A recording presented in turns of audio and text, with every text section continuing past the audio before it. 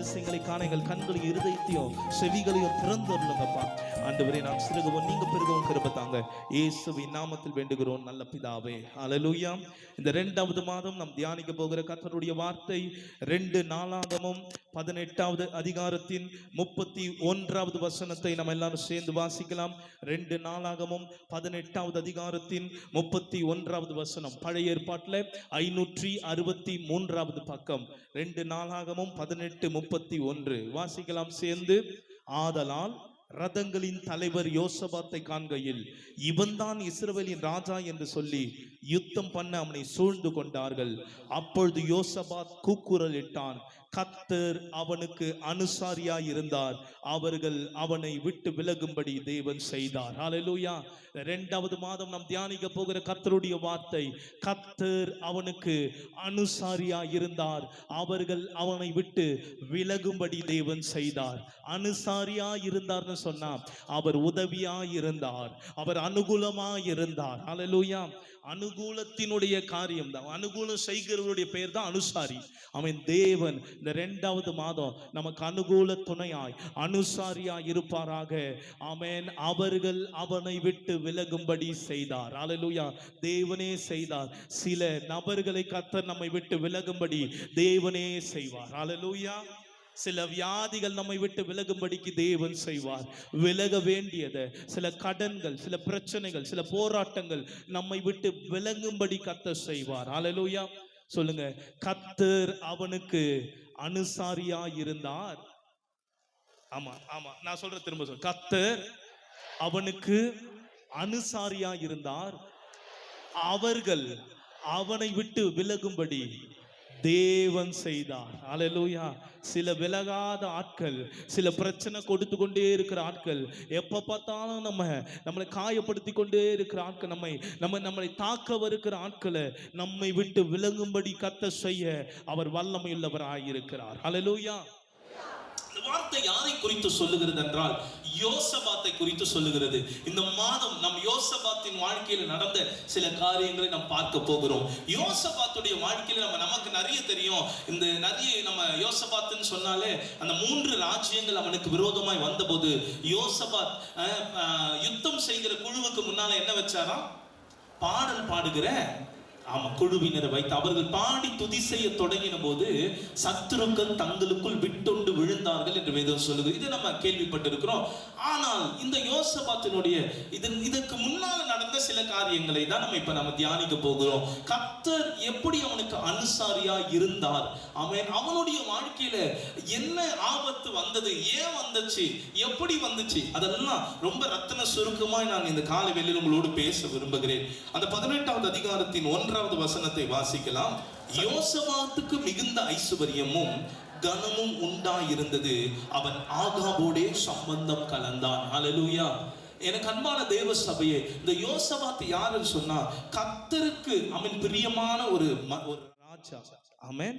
17வது அதிகாரம் 3வது வசனத்தை வாசிப்போமானால், கர்த்தர் யோசபாத்தோடு இருந்தார். அவன் பாகால்களை தேடாம தன் தகப்பனாகிய தாவீது முன்னாட்களில் நடந்த வழிகளில் நடந்து தன் தகப்பனுடைய தேவனை தேடி இஸ்ரவேலுடைய செய்கைகளின்படி நடவாமல் அவருடைய கற்பனைகளின்படி நடந்து கொண்டார். ரொம்ப அழகா அந்த வசனம் சொல்லுகிறது.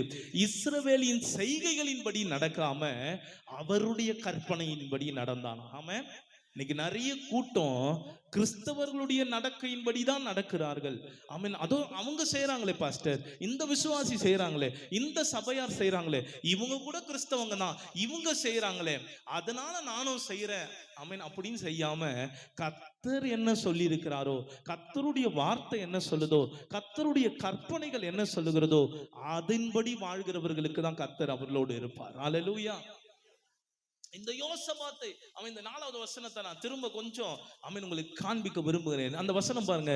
அவன் இஸ்ரவேலுடைய செய்கைகளின்படி நடவாமல் அவருடைய கற்பனைகளின் மண். இந்த வசனத்து மேல கையை வச்சு, ஆண்டவரே அப்பா, நாங்க ஏதோ கிறிஸ்தவங்க நடக்கிற மாதிரிலாம் அவங்கள பார்த்து நடக்காம உங்க வசனம் என்ன சொல்லுதோ அதன்படி எங்க வாழ்க்கை நடக்க தேவன் கிருபை செய்வீராக, இயேசுவின் நாமத்தில் ஆமென். ஹல்லேலூயா.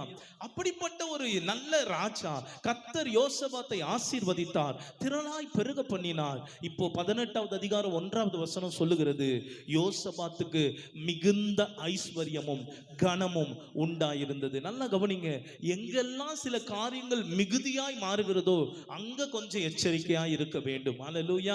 எங்கெல்லாம் ஆமென் பாருங்க, ஆபிரகாமோடு லோத் இருந்தபோது அவனோட ஆஸ்தி தாங்க கூடாததா இருந்தது. மிகுதியான போது லோத் ஆபிரகாமை விட்டு தனியாய் பிரிந்து போக வகை தேடுகிறார்.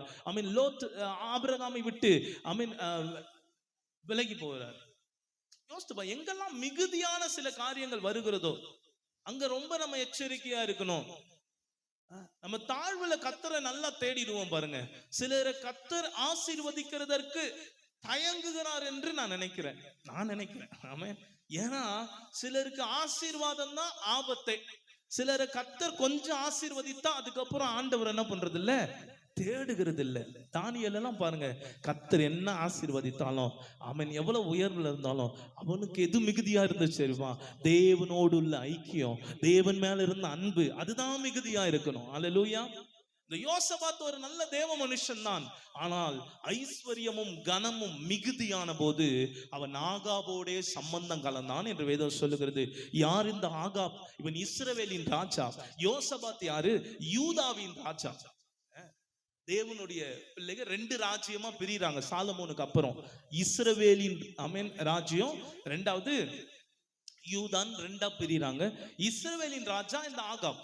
ஆனால் அவனுடைய மனைவி ஏசபேலின் நிமித்தமாக இந்த ஆகாப் தேவனுக்கு பிரியமில்லாத வழிகளில் நடந்தான். அதனாலதான் எலியா போய் அவன் முன்னாடி நின்னு, நீ இந்த மாதிரிலாம் ஜனங்களை கலங்கம் பண்ணுகிற, அதனால உன் தேசத்துல மழையும் பெய்யாது பனியும் பெய்யாதுன்னு சொல்லி கர்த்தருக்கு முன்பாய் நிற்கிற நான் சொல்லுகிறேன் என்று சொல்லுகிறார். இந்த ஆகாப்போடு இந்த யூதாவின் ராஜாவாகிய யோசபாத் சம்பந்தம் கலக்கிறான். என்ன பண்றாரு? ஆகாபுடைய பையனுக்கு தன்னுடைய மகளை கொடுக்கிறார். எனக்கு தெரிஞ்சு 19வது அதிகாரத்துல அந்த வசனம் இருக்குன்னு நினைக்கிறேன். 2வது வசனம் பாருங்க.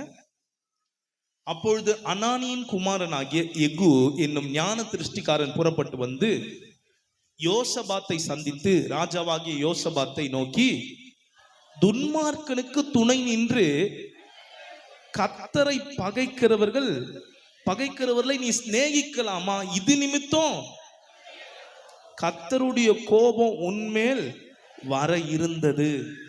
கர்த்தருடைய கோபம் உன்மேல் வர இருந்தது. ஏன் என்று சொன்னா, இந்த யோசபாத் ராஜா தன்னுடைய மகளை இந்த ஆகாப்புனுடைய மகனுக்கு கொடுத்திருந்தான்.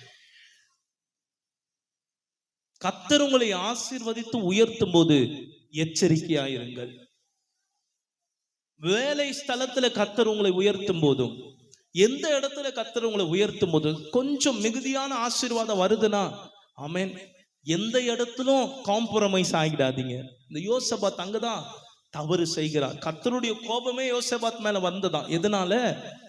துன்மார்க்கனுக்கு துணை நின்று கர்த்தரை பகைக்கிறவர்களை நீ சிநேகிக்கலாமா? துன்மார்க்கனுக்கு துணை நின்று கர்த்தரை பகைக்கிறவர்களை நீ சிநேகிக்கலாமா? எல்லாத்துலயும் நம்மளுடைய சிந்தை இருக்கணும் பாருங்க. ஒரு ஓட்டு போடும் போதும் சரி, என் வேலை ஸ்தலத்திலும் சரி, துன்மார்க்கனுக்கு கர்த்தருக்கு விரோதமாய் பகைக்கிற நபர்களுக்கு, துன்மார்க்கத்துக்கு துணை போகிற நபர்களை நம்ம ஒரு நாளும் சிநேகிக்க கூடாது. அது நம்முடைய வாழ்க்கையில ஆசீர்வாத குறைச்சலை கொண்டு வந்து விடும். அதனால்தான் சாலமோன் ரொம்ப அழகா ஒரு காரியத்தை ஜெபிக்கிறாரு. 30வது நீதிமொழிகள் 7வது வசனம் நினைக்கிறேன். சொல்லுங்க அந்த வசனத்தை பாருங்க. 2 மனு இடத்துல கேட்கிறேன், நான் மரிக்கும் பரியந்தமும் அவைகளை எனக்கு மரிக்கும் பரியந்தும் மறுக்காமல், ரவிபாரத்தண்ணன் மாதிரியே எழுதியிருக்காங்க. ஆமா, மாமான்னு மரிக்கும் பரியந்தும் அதை மறுக்காமல் தாரு. என்ன மனு அது? 8வது மனு பாருங்க, 8வது வசனம். மாயையும் பொய் வசனிப்பையும் எனக்கு தூரப்படுத்துங்க. மாயான ஒரு காரியத்தை நான் செய்யக்கூடாது. பொய் வசனிப்பு, சும்மா பொய்யாலாம் பேசிடக்கூடாது. அதை எனக்கு தூரமா வச்சிடுங்க. தரித்திரத்தையும் ஐஸ்வர்யத்தையும் எனக்கு கொடாது இருப்பீராக. அப்படின்னா என்ன? எனக்கு அளந்து போசிங்கப்பா, தேவையானது அளந்து போ, தரித்திரத்தையும் ஐஸ்வர்யத்தையும் கொடாது இருக்கிறாங்க. நம்ம நிச்சயமா அதை கேட்கணும். நிறைய பேருடைய என் லைஃப்ல எல்லாம் ரொம்ப முக்கியம். நான் அடிக்கடி கேட்கிற காரியம் அது, ஆண்டவரே அன்றன்றுள்ள ஆகாரத்தை தாங்கப்பா. நம்ம கிட்ட நிறைய காசு இருந்துச்சுன்னா நம்ம எல்லா இஷ்டத்துக்கு செலவு பண்ணிடுவோம் பாருங்க. காசே இல்லைன்னா கம்முன்னு இருப்போம். ஆனா காசு கொஞ்சம் அதிகமாயிடுச்சுன்னா, அதுவும் 1ஆம் தேதி, அந்த 1ஆம் தேதியில இருந்து 10ஆம் தேதி வரைக்கும் நம்ம கையில பிடிக்க முடியாதுல்ல. சம்பளம் வந்த டேட்டு இஷ்டத்துக்கு ஆர்டர் பண்ணுவோம், என்ன வேணாலும் பண்ணிடுவோம். இல்ல, என்ன சொல்றாரு பாருங்க, தரித்திரத்தை ஐஸ்வர்யத்தை எனக்கு கொடாது இருங்க. ஏன்னா 9வது வசனம், நான் பரிபூர்ணம் அடைகிறதினால் உம்மை மறுதலித்து கர்த்தர் யார் என்று சொல்லாத படிக்கும், தரித்திரப்படுகிறதினால் திருடி என் தேவனுடைய நாமத்தை வீணிலே வழங்காத படிக்கும், என் படிய எனக்கு அளந்து என்னை போஷித்தல். ஆமென். தரித்திரப்படுத்துறதுனால நான் திருடிடக்கூடாது. கடந்த நாள்ல நாங்க பொறையூர்ல அந்த அம்மா, கிரேஸ் அம்மா, அவங்க வீட்டில் அந்த ப்ரேயர் மீட்டிங்கு போயிருந்த போது சிதண்டியில இருந்து சுமதி அக்கா வந்து இருந்தாங்க. அவங்க போனை அவங்க மிஸ் பண்ணிட்டாங்க. எவ்வளோ தேடி பார்த்தாலும் போன் கிடைக்கல. கடைசியில ஒருத்தவங்க எடுத்து அவங்க போனை எடுத்துட்டாங்க. எடுத்துட்டு சொன்னாங்க, இந்த மாதிரி இங்க கடந்துச்சு, நான் எடுத்துட்டு போய் அவங்க அந்த அம்மா கிட்டே கொடுத்துட்றேன், நீங்க போய் வாங்கிக்கோங்க அப்படின்னு சொன்னாங்க. அப்போ இவங்க திரும்ப அவங்க அந்த வீட்டுக்கு போய் வாங்குறதுக்காக சாயந்தரம் போனாங்க. போகும்போது அந்த அம்மா கிட்ட போனை வாங்கிட்டு யார் இதை கொடுத்தாங்க அப்படின்னு கேட்டு அவங்க வீட்டுக்கு போனாங்க. அவங்க வீட்டுக்கு போய் சொன்னாங்களாம், இந்த மாதிரி நீங்க கொடுத்ததா தேங்க்ஸ் அப்படின்னு சொன்னாங்களாம். இல்ல, போனை பார்க்கும்போது எனக்கும் கொஞ்சம் ஆசை வந்துச்சு, நமக்கு தான் ஃபோன் இல்லையே, நம்மளும் ஃபோனை என்ன பண்ணிப்போம், எடுத்து வச்சு போனேன். ஆனா இந்த ஃபோனை என் கையில வந்ததுல இருந்து எனக்கு ஒரு பயம் வந்துடுச்சு. எனக்கு ஏதோ ஒரு பயம் என் உள்ள ஆளுகை. எப்போ நான் ஃபோனை திரும்ப எடுத்துட்டு போய் அந்த அம்மா கிட்ட கொடுத்துட்டு வந்தனோ அப்போதான் எனக்கு நிம்மதியா இருந்துச்சு அப்படின்னு சொன்னாங்க. உடனே இவங்க சொல்லியிருக்காங்க, நீங்க நல்லவங்களா இருக்கிறதுனால தானே நீங்க திரும்ப கொடுத்தீங்க, அதை கொடுக்கறதுக்கு ஒரு மனசு வேணும்லன்னு சொல்லும்போது அந்த அம்மாவுடைய கண்ணுல இருந்து தண்ணியா வந்துச்சு. கடந்த நாள்ல ஒரு அம்மா 45 சவரம் இல்ல, அதை குப்பை தொட்டியில எடுத்து அவங்களுக்கு எடுத்துட்டு போய் கொடுத்தாங்களாம் பாருங்க. போன வாரம் தபால் தலையில அவங்க போட்டோ ஒட்டி தபால் தலை என்ன பண்ணுச்சு, வெளியிடப்பட்டுச்சு. அந்த வரியாத ஒரு ஜனம் தான். ஆனா பாருங்க, இதை எடுத்த உடனே ஒரு பயம், திரும்ப அதை கொடுத்துடலாம், திரும்ப கொடுத்துட்டாங்க. கர்த்தருக்கு ஸ்தோத்திரம். அப்படிப்பட்ட நபர்களை கர்த்தர் தேசத்துல வைத்திருக்கிறதுக்காக கர்த்தரை துதிக்கிறேன். ஹல்லேலூயா. இந்த இடத்துல பாருங்க, நான் குறைவுபடுகிறதுனால திருடி உங்க நாமத்தை நான் என்ன பண்ற கூடாது, வீணில வழங்காத, என் படியை எனக்கு அளந்து போஷியும். 2வது மாதம் கரங்களை உயர்த்தி சொல்லுங்க, என் படியை எனக்கு அளந்து போஷிப்பீராக, என் படியை எனக்கு அளந்து போஷிப்பீராக, இயேசுவின் நாமத்தில் ஆமென். இப்போ 18வது அதிகாரம் 3வது வசனத்துக்கு போயிடுவோம். 2 நாளாகமும் 18வது அதிகாரம் 1வது வசனம். எப்படி எனில் இஸ்ரவேலின் ராஜாவாகிய ஆகாப் யூதாவின் ராஜாவாகிய யோசபாத்தை நோக்கி, கீலேயாத்தில் உள்ள ராமோத்துக்கு என்னோடு வருகிறீரா என்று கேட்டதற்கு அவன், நான் தான் நீர், என்னுடைய ஜனங்கள் உம்முடைய ஜனங்கள், உம்மோட கூட யுத்தத்துக்கு பாருங்க, நான் தான் நீர், என்னுடைய ஜனங்க உம்முடைய யாரு, துன்மார்க்கனோடு கூட இல்லைங்க. ஆமென். நம்ம அதுல சம்பந்தம் கலக்க கூடாது. ஆனா யோசபாத் என்ன பண்றாருன்னா, ஆகாப் இஸ்ரவேலின் ராஜா வந்து கூப்பிடுகிறானே, நான் தாங்க நீங்க, என் ஜனம் உன் ஜனம். இன்னொரு இடத்துல சொல்ற, என் குதிரைக உன் குதிரைக, வா போகலாம் அப்படின்னு சொல்றாங்க. 4வது வசனம். ஆமா, பின்னும் யோசபாத் இஸ்ரவேல் ராஜா பார்த்து, கர்த்தருடைய வார்த்தை இன்றைக்கு விசாரித்தறியும் என்றான். ஆமென். யோசபாத் ஒரு தேவ மனுஷன். என்னதான் சம்பந்தம் கலந்தாலும் அங்க சொல்றான், கர்த்தருடைய வார்த்தையை நம்ம விசாரிப்போம்.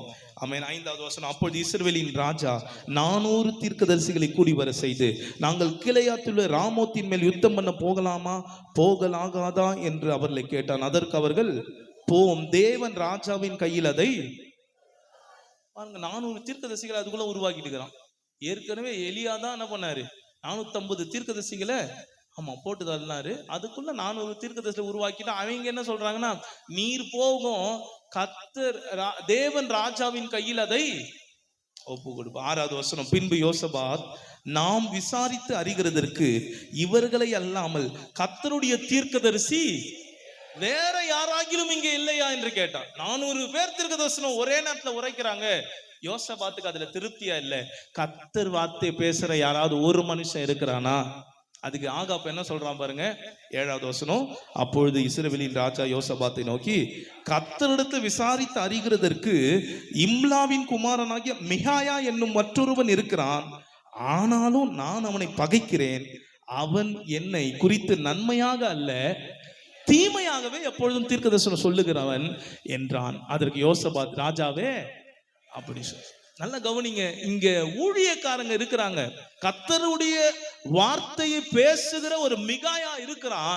ஆகாப்புக்கு நல்லா தெரியும் அவனிடத்தில் இருக்கிறது என்னது, கர்த்தருடைய வார்த்தை. ஆனா ஆகாப்புக்கு அவனை பிடிக்கல. ஏன்னா அவன் எனக்கு எப்ப பார்த்தாலும் எனக்கு எதிராவே, நான் என்னெல்லாம் சொல்றனோ செய்யறனோ அது எல்லாத்துக்கும் எதிராவே இந்த மிகாயா என்ன பண்றாப்புல, சொல்றாப்புல. உங்களுக்கு புரியுதா?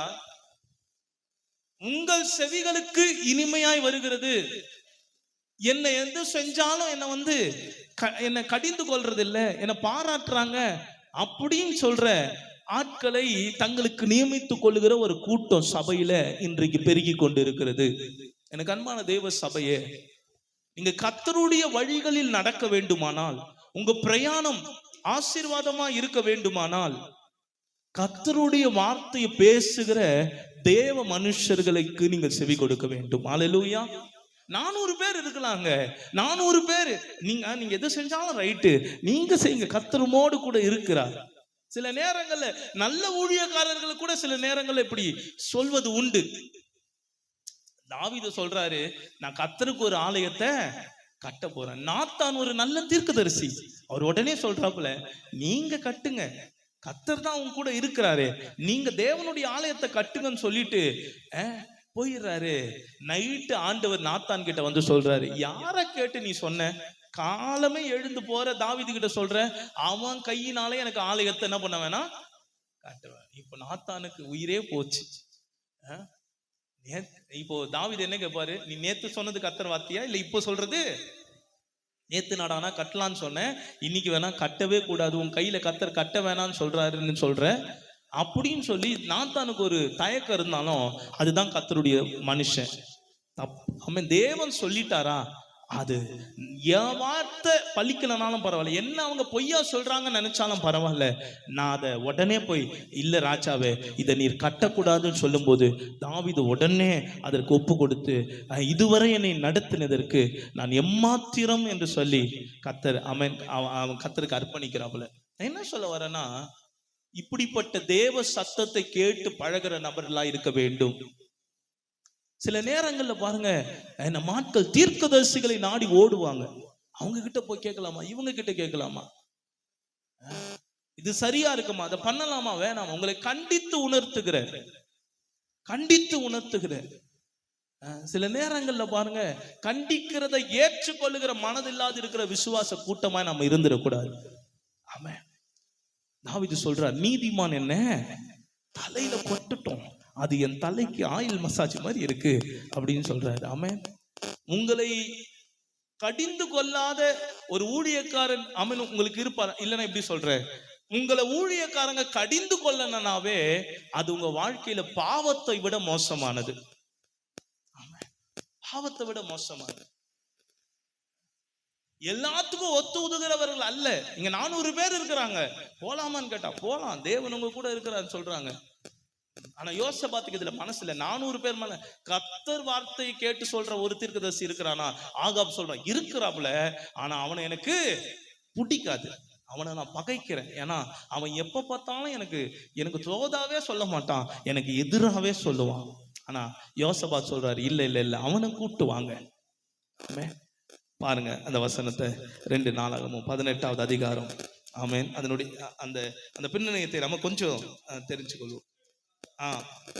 ஒருவனை கூப்பிட்டு, இம்லாவின் குமாரனாகிய மிகாவை சீக்கிரமாய் அழைத்து வா என்றான். அல்லேலூயா. 12வது வசனம். மிகாயாவை அழைக்க போன ஆள் அவனோடு பேசி, இதோ தீர்க்கதரிசி வார்த்தைகள் ஏக வாக்காய் ராஜாவுக்கு நன்மையா இருக்கிறது, உம்முடைய வார்த்தையும் அவர்கள் ஒரு வார்த்தையை போல இருக்கும்படி இவன் பாருங்க, ஆள் அனுப்புன ஆள் எப்படி போய் சொல்றான் பாருங்க.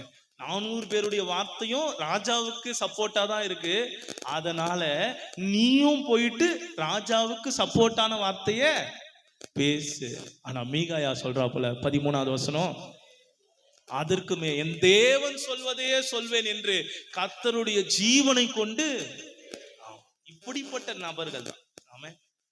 கர்த்தர் என்ன சொல்லுகிறாரோ அததான் ஆமென் நம்ம கேட்கணும் பாருங்க.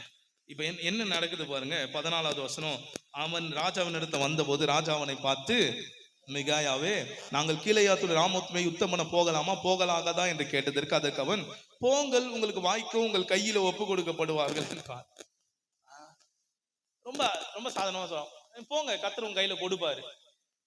ஆனா யோசபாத்துக்கு ஏதோ டவுட். ராஜா அவனை பார்த்து, நீ கர்த்தருடைய நாமத்திலே உண்மையை அல்லாமல் வேறொன்றையும் என்னிடத்தில் சொல்லாதபடிக்கு நான் எத்தனை தரம் உனக்கு ஆணையிடுவிக்க வேண்டும் என்று சொன்னான். அப்பொழுது அவன், இஸ்ரவேலர் எல்லாரும் மேய்ப்பன் இல்லாத ஆடுகளைப் போல மலைகளில் சிதறப்பட்டதை கண்டேன்.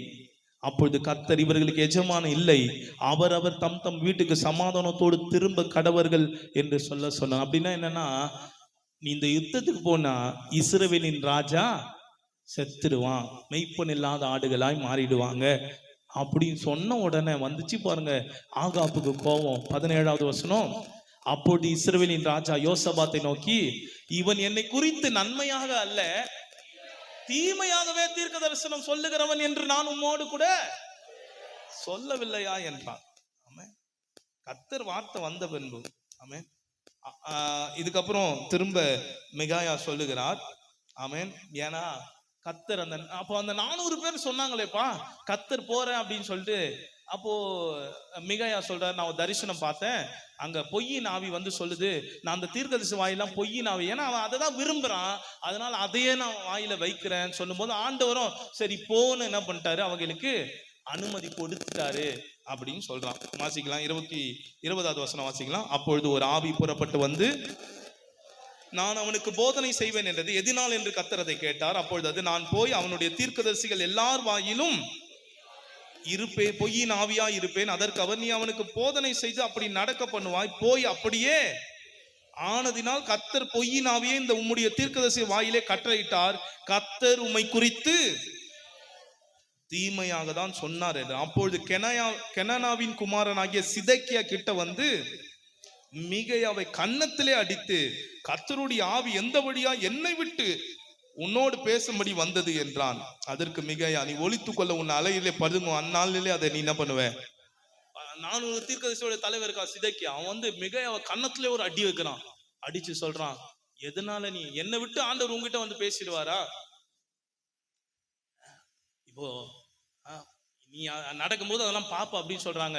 உடனே ஆகாப் என்ன தெரியுமா சொல்றான், யுத்தத்துக்கு போவோம், அவன் நான் வர்ற வரைக்கும் இந்த மிகாயாவை ஜெயில போட்டு இடுக்கத்தின் அப்பத்தையும் இடுக்கத்தின் தண்ணீரையும் அவனுக்கு என்ன பண்ணுங்க கொடுங்க. 26வது வசனம் பாருங்க. அவனை சிறைச்சாலையில வைத்து நான் சமாதானத்தோடு திரும்பி வரும் அளவும் அவனுக்கு இடுக்கத்தின் அப்பத்தையும் தண்ணீரையும் சாப்பிட கொடுங்கள் என்று ராஜா சொன்னார். 27வது, அப்பொழுது மிகாயா, நீ சமாதானத்தோடு திரும்பி வந்தால் கர்த்தர் என்னை கொண்டு பேசினதில்லை என்று சொல்லி ஜனங்களே நீங்கள் எல்லாரும் கேளுங்கள் என்றான். அல்லேலூயா.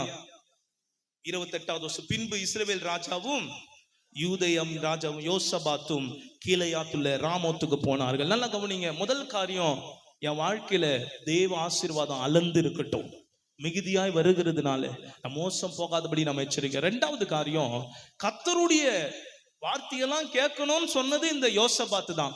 இந்த யோசபாத் தான் சொல்ற, கர்த்தருடைய தீர்க்கதரிசி இல்லையா? 400 பேர் சொன்னாலும் இல்ல சார் எனக்கு இதுல திருப்தியா இல்ல, கர்த்தருடைய தீர்க்கதரிசி ஒருத்த வரட்டும் அப்படின்னு சொல்லும் போது ஆகாப் என்னதான் சொன்னாலும் இல்ல அவன் தான் எனக்கு வேணும்னு சொல்லி இப்போ மிகாயா வராரு. அவரும் சொல்றாரு, சரி போங்க யுத்தம் நடக்கும், கர்த்தர் உங்களுக்கு ஜெயத்தை தருவான்னு சொல்லும் போது யோசபாத் தான் குறுக்கிட்டு, நீ எனக்கு கர்த்தர் சொன்னதை எனக்கு உண்மையா சொல்லு அப்படின்னு சொல்லி கேட்டதே யோசபாத் தான். இவ்வளவு கேட்டு மிகாயா வந்து உண்மையை சொல்லிடுறாப்புல, போனா மெய்ப்பண்ணில் ஆடு போட ஆகும், ஆகாப் அங்கே மரித்து போவான்னு சொல்றாரு. சொன்ன பிறகும் இந்த யோசபாத் என்ன பண்றான், இந்த இஸ்ரவேலின் ராஜாவை ஆகாப்போடு யுத்தத்துக்கு ராமோத்துக்கு போகிறான். நல்லா கவனிங்க. ஒரு கூட்டம் கர்த்தருடைய வார்த்தையை கேட்க ஆவலா இருக்கு. பாஸ்டர் நீங்க சொல்லுங்க, கர்த்தர் சொல்லட்டும், ஆண்டவரே எனக்கு ஜெபத்துல வசனத்துல உறுதிப்படுத்துங்க. எல்லாம் சொன்னாலும் நான் செய்யறத தான் செய்வேன். யாக்கோபு 1வது அதிகாரத்துல ஒரு வசனம் இருக்கு, 22வது வசனம்னு நினைக்கிறேன். இந்த வசனத்தை வாசிக்கலாமா? யாக்கோபு 1 22. அல்லாமலும் நீங்கள் உங்களை வஞ்சியாதபடிக்கு, யாரு உங்களை யாரும் வஞ்சிக்கல, நீங்களே உங்களை வஞ்சியாதபடிக்கு திருவசனத்தை கேட்கிறவர்களாய் மாத்திரம் அல்ல, அதன்படி செய்கிறவர்களாயும் இருங்கள். எனக்கு அன்பான தேவ சபையே, கேட்கிற ஒரு கூட்டமா இருந்துட்டு போயிடக்கூடாது. கர்த்தர் சொல்றாருங்க, ஆமா கேட்கிறேன், ஆனா நான் செய்யறத தான் செய்வேன். இந்த யோசபாத்துக்கு கர்த்தருடைய வார்த்தை கன்ஃபர்மேஷன் இதெல்லாம் அவனுக்கு விருப்பம் தான். ஆனா அவன் எதை செய்யணும்னு நினைக்கிறானோ அதை தானே பண்ணுவான், செய்வான். அப்படிப்பட்ட யோசபாத்தா இருக்காதீங்க. ஆமா, இப்ப யுத்தத்துக்கு போறாங்க. 29வது வசனம். இஸ்ரவேலின் ராஜா யோசபாத்தை பார்த்து, நான் வேஷம் மாறி யுத்தத்துல நீரோ ராஜ வஸ்திரம் தரித்திரும் என்று சொல்லி இஸ்ரவேலின் ராஜா வேஷம் மாறி யுத்தத்துல, நல்லா கவனிங்க, இந்த ஆகாப் எவ்வளவு தந்திரசாலி பாருங்க. யாரோட இவன் ஐக்கியம் இருந்தானா, இந்த ஆகாப் சொல்றான், நான் வேஷம் மாறி போறேன், நான் சாதாரண ஒரு போச்சேவரன் போல போறேன், ஆனா நீரோ என் வஸ்திரத்தை நீ போட்டுக்கொண்டு ராஜ வஸ்திரம் தரித்து கொண்டு நீ என்ன பண்ணு, ஆமா ராஜ வஸ்திரம் தரித்து கொண்டு நீ யுத்தத்துல இரு. இவருக்கு பெருமையா இருக்கு, பாத்தியா நம்மள ராஜாவா முன்னிறுத்துறாரு, இவரு சாதாரண ஆள் போல இருக்கிறாரு. ஏன்னா இவன் தந்திரசாலி. பாருங்க, அடுத்த 30வது வசனத்துல என்ன நடக்குதுன்னு பாருங்க. சீரியாவின் ராஜா தனக்கு இருக்கிற ரதங்களின் தலைவரை நோக்கி, நீங்கள் சிறியவரோடும் பெரியவரோடெல்லாம் என்ன பண்ணாதீங்க, யுத்தம் பண்ணாதீங்க, இஸ்ரவேலின் ராஜா ஒருவனோட மாத்திரம் யுத்தம் பண்ணுங்கள் என்று. நல்லா கவனிங்க, யார் ராஜ வஸ்திரம் தரித்து இருக்கிறாங்களோ அவன் தான் இஸ்ரவேலின் ராஜா, அவன் கூட மாத்திரம் யுத்தம் பண்ணுங்க, வேற மத்தவங்க கூட எல்லாம் யுத்தம் பண்ணாதீங்க. ரதங்களின் தலைவருக்கு கட்டளையிட்டு இருந்தான். இப்பதான் 31வது வசனத்துல, ஆமென், ஆதலால் ரதங்களின் தலைவர்கள் யோசபாத்தை காண்கையில் இவன் தான் இஸ்ரவேலின் ராஜா என்று சொல்லி யுத்தம் பண்ண அவனை சூழ்ந்து கொண்டாங்க. ஆமென். எப்படிப்பட்ட சூழ்நிலை, மிகுதியானதினால தேவனுக்கு கோபம் வர அளவுக்கு இஸ்ரவேலின் ராஜாவோடு சம்பந்தம் கலந்தான். கர்த்தர் வார்த்தையை தான் கேட்பேன் கேட்டு கன்ஃபர்மேஷன்லாம் வாங்கிட்டு நான் செய்யறபடிதான் செய்வன் போனான். இங்க ஒருத்தன் தந்திரமா சொல்றான், நீ என் ட்ரெஸ்ஸை போட்டு நீ நின்று நான் வேலைக்கார மாதிரி சும்மா அப்படி யுத்தம் பண்ணிட்டு இருக்கிறேன்னு சொல்லும் போது அந்த தந்திரத்தை கூட புரிஞ்சு கொள்ளாம எல்லா தப்பும் இந்த யோசபாத்து மேலதான். ஆனா வேதம் சொல்லுது, அவன் இவனை கொல்லணும்னு கிட்ட நெருங்கிட்டாங்க சார், கொல்லணும்னு கிட்ட வந்துட்டாங்க. அப்பொழுது யோசபாத் கூக்குரலிட்டான். அல்லேலூயா. அப்பொழுது யோசபாத் கூக்குரல். எந்த சூழ்நிலையில தப்புலாம் என் மேலதான் தெரிஞ்ச போது, ஐயோ இனிமேல்ட்டு இந்த தேவனை நம்ப வேணாம், நம்ம தானே தப்பு பண்ணோம், விட்டுடலாம், இந்த ஆண்டவருக்கு நம்ம ரொம்ப தூரம் போயிட்டோம், இனி ஆண்டவரை கூப்பிட வேணாம்னு சொல்லிட்டு விலகில்ல. எந்த சூழ்நிலையிலும் எக்ஸ்ட்ரீமான நிலைமையில நின்று கர்த்தரை நோக்கி கூப்பிடுகிறான். எனக்கு அன்பான தேவ சபையே, இன்றைக்கு நான் சொல்ல போகிற வார்த்தை அதுதான். இந்த கடந்த வருடங்கள் அல்லது கடந்த 1வது மாதம் ஆண்டவருக்கு விரோதமாய், ஆண்டவருக்கு பிரியமில்லாத காரியங்கள் உங்க வாழ்க்கையில காணப்பட்டு இன்னைக்கு ஒரு பெரிய ஒரு ஆபத்துல ஏதோ ஒரு பிரச்சனையில நீங்க சிக்கி கொண்டு இருப்பீர்கள். ஆனால் இப்போ போய் எப்படிங்க ஆண்டவரை கூப்பிடுதுன்னு தயங்காதீங்க. இந்த சூழ்நிலையிலும் உங்கள் எக்ஸ்ட்ரீமான நிலைமையிலும் கர்த்தரை நோக்கி கூப்பிடுவீர்களானால் கர்த்தர் அவனுக்கு அனுசாரியா இருந்து அவர்கள் அவனை விட்டு விலகும்படி தேவன் செய்தார். அல்லேலூயா. எந்த சூழ்நிலையில் நான் தாங்க போய் கடன் வாங்கக்கூடாதுன்னு தெரியும், ஆனா கடன் வாங்கிட்டேன். நான் தப்பு செய்யக்கூடாதுன்னு தெரியும், தப்பு செஞ்சுட்டேன், சிக்கிட்டேன், சில காரியங்களை சிக்கி கொண்டு தவிக்கிறேன், என்ன செய்யறதுன்னு தெரியல. ஆண்டவரை நோக்கி கூப்பிடுறது கூட எனக்கு முகம் இல்லை. அந்த அந்த அந்த ஆயக்காரனை போல தூரத்துல நின்று அப்படி கூப்பிடுகிறதற்கு கூட எனக்கு மனம் இல்லை என்ற நிலைமையில நீங்க இருப்பீங்கன்னா, இந்த 2வது மாதம் எப்படிப்பட்ட சூழ்நிலை, நீங்க எவ்வளவு தூரம் ஆண்டவரை விட்டு போயிருந்தாலும் கர்த்தரை நோக்கி ஒரே ஒரு விஷயம் கூப்பிடுங்கள். கர்த்தர் உங்களுக்கு அனுசாரியா இருந்து ஆமென் உங்களை விட்டு, உங்களை நெருக்கி வந்த சகல ஆபத்துகளையும் பொல்லாப்புகளையும் உங்களை விட்டு விலகும்படி கர்த்தர் செய்ய அவர் வல்லமையுள்ளவராயிருக்கிறார். அல்லேலூயா. அடுத்த வசனம் சொல்லுது, ஆமென், வசனத்துக்கு போமா. ஆமா, இவன் இஸ்ரவேலின் ராஜா அல்ல என்று ரதங்களின் தலைவர்கள் கண்டபோது அவனை விட்டு. யோசித்து பாருங்க, கிட்ட வந்துட்டு இவன் இஸ்ரவேல் ராஜா இல்லைன்னு நீ என்னதான் இருந்தாலும் அவன் தானே, ராஜ வஸ்திரம் வேற போட்டுக்கிற, உன்னை போடுறேன்டான்னு சொல்லி அவனை போடல. திரும்பினார்கள். 33வது வசனம் பாருங்க. ஒருவன் நினையாமல் வில்லை, அவன் யோசிக்கவே இல்லையா. சில சமயம் அந்த போலீஸ் கை தவறி துப்பாக்கி சுட்டுச்சுன்னு சொல்லுவாங்க பாருங்க, அந்த மாதிரி நினையாத ஒரு சும்மா ஒரு அம்பை எடுத்து விடுறான். அது இஸ்ரவேலின் ராஜாவுடைய கவசத்தின் சந்துக்கு இடையிலே பட்டது. அப்பொழுது அவன் தன் சாரதியை பார்த்து, நீ திருப்பி என்னை ராணுவத்துக்கு அப்பால் கொண்டு போ, எனக்கு காயம் பட்டது. அந்த வசனத்தை உங்களால் கவனிக்க முடியுதா? தந்திரமாய் செய்த இந்த ஆகாப் சும்மா எடுத்த ஒரு அம்பு அவனுக்கு சந்து கடி, கவசத்தினுடைய சந்து கடியில பட்டு காயம் பட்டுச்சான். கடைசி வசனம் சொல்லுது, அன்றைய தினம் யுத்தம் அதிகரித்தது. இஸ்ரவேலின் ராஜா சீரியருக்கு எதிராக ரதத்தில் சாயங்காலம் மட்டும் நின்றிருந்தான். சூரியன் அஸ்தமிக்கும் போது இறந்து போனான். காலையில சாயந்தரம் சூரியன் மறையும் போது அவன் வாழ்க்கையை முடிஞ்சிச்சு. எனக்கு அன்பான தேவ சபையே, நம்முடைய வாழ்க்கையில அவன் எந்த சூழ்நிலை தந்திரமா போயிடலான்னு மட்டும் நினைக்காதீங்க. யோசபாத் அப்படிதான், ஆகாப் அப்படிதான் நினைச்சான். யோசபாத் அப்படியே தந்திரமா அனுப்பிடலாம் இல்லைங்க. தந்திரமா போவனா, எவனோ எழுத அம்பு கரெக்டா கவசம்லாம் போட்டுட்டு இருக்கிறாப்புல, கவசத்தின் சந்துக்கிடையில் 33வது வசனம் போருங்க. அதுல பாருங்க, அந்த கவசத்தினுடைய சந்துக்கிடையில் பட்டதான் அவன் மரித்து போனானா. தந்திரமா எப்படியோ உள்ள போயிடலாம் நினைக்காதீங்க. என்ன ஆபத்தில் நின்னாலும், இந்த தேவனை கைவிட்டார் என்ற போல என் வாழ்க்கை இருந்தாலும், நான் கூப்பிடுகையில் அவர் எனக்கு அனுசாரியா இறங்கி வருகிறார். அல்லேலூயா. அவர் அனுசாரியா இறங்கி வருகிறார். ஒரு கோழி சாதாரணமா கொஞ்ச தூரம் தான் பறக்குமா, ஆனா ஒரு கழுகு தன்னுடைய குஞ்சை பறிக்க வரும்போது அது உயரமாய், அது சீறிக்கொண்டு உயரமாய் பறக்குமா. ஆமா, தேவன் நமக்கு ஒரு ஆபத்துனா அவரை மாத்திரம் கூப்பிடுவோமானா, இந்த 2வது மாதம் கர்த்தர் நமக்கு அனுசாரியா இருந்து நம்மை விட்டு சகலமும் விலகும்படி செய்வார். அல்லேலூயா. ஒரு சின்ன வீடியோ கிளிப்பிங் மாத்திரம் பார்க்கலாமா? யோசபாத்துக்கு ஒரு சின்ன video. Ahab invited Jehoshaphat to Samaria for a great feast. There, among the roasted oxen and overflowing wine, Ahab leaned close and said, "Will you go with me to fight against Ramoth Gilead?" Jehoshaphat, desiring unity, answered, "I am as you are, my people as your people, my horses as your horses. But first inquire for the word of the Lord." Ahab called for 400 prophets, men who bowed to idols but spoke in the name of God. And they all cried, "Go up, O king, you shall surely prosper." But Jehoshaphat felt a tightening in his chest. He could sense that their words were hollow. "Is there not still a prophet of the Lord here?" he asked. Reluctantly, Ahab sent for Micaiah, the lone prophet who dared speak truth. When Micaiah arrived, his words fell heavy on the court. "I saw all Israel scattered on the mountains, as sheep that have no shepherd." Ahab's face burned with anger. "Put this man in prison," he commanded, "until I return in peace." But Micaiah's final words pierced the silence. "If you ever return in peace, the Lord has not spoken by me." Jehoshaphat should have turned back. He should have listened to the whisper of God in his heart. But he marched to battle beside Ahab. When the armies gathered at Ramoth Gilead, Ahab disguised himself in armor like a common soldier, while Jehoshaphat wore his royal robes. The enemy's chariots spotted the king's garments and shouted, "That's the king of Israel."